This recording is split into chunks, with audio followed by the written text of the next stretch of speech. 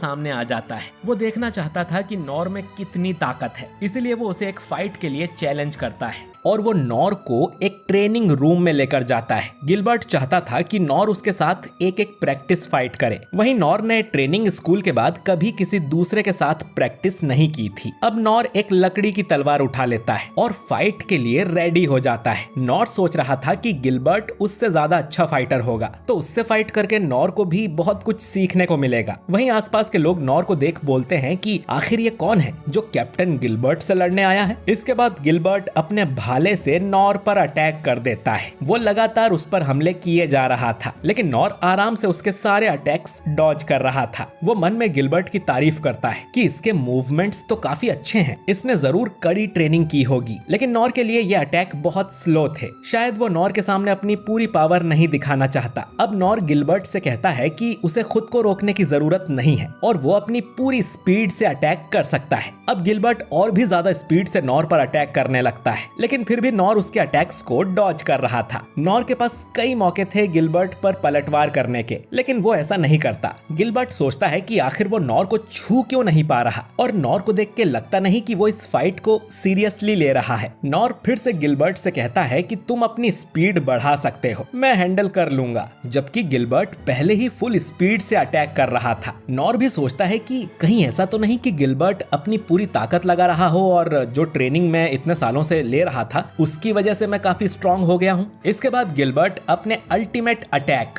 Dragon grave से nor पर हमला करता है और अपने भाले को सीधा नॉर के गले पर मारता है। पर वो देखता है कि नॉर तो उसके सामने है ही नहीं, बल्कि वो उसके साइड में खड़ा था। नॉर ने गिलबर्ट का फाइनल अटैक भी डॉज कर दिया था, जो देख गिलबर्ट काफी चौंक जाता है। लेकिन तभी नॉर कहता है कि मैं हार मानता हूँ, और फिर वो यहाँ से चला जाता है। इधर लोग बातें कर रहे थे कि कैप्टन के फाइनल अटैक से कोई कैसे बच सकता है, शायद वो नकली भाला था इसीलिए वो आदमी उड़ गया होगा, असली होता तो उसकी गर्दन अलग हो जाती। इसके बाद हमें गिलबर्ट की बैक स्टोरी दिखाई जाती है। गिलबर्ट के अंदर भाला चलाने का काफी हुनर था और उसे फाइट में कोई भी नहीं हरा पाता था। गिलबर्ट ट्रेनिंग करते हुए और ज्यादा पावरफुल होता गया। वो अलग अलग टाउन में जाकर वहाँ के स्ट्रॉन्ग लोगों से लड़ता था, लेकिन फिर गिलबर्ट से लड़ने लायक कोई बचा ही नहीं। उसने रॉयल कैपिटल में भी सभी फाइटर्स को हरा दिया था। अब एक बूढ़ा आदमी गिलबर्ट को बताता है कि उनके किंगडम और पड़ोसी देश में युद्ध होने के आसार हैं, इसीलिए रॉयल कैपिटल में स्ट्रॉन्ग लोगों को इकट्ठा किया जा रहा है। गिलबर्ट को भी वहां जाना चाहिए ताकि उसे वहां कोई अपनी टक्कर का मिल सके। गिलबर्ट फिर रॉयल कैपिटल में आकर यहाँ डीमन हंटिंग करने लगा। आर्मी में उससे लड़ने लायक कोई नहीं था जो कि उसे सच में टक्कर दे सके। उसने बड़े बड़े मॉन्स्टर्स को भी आराम से मार दिया और उसे काफी बोरियत होती थी। एक दिन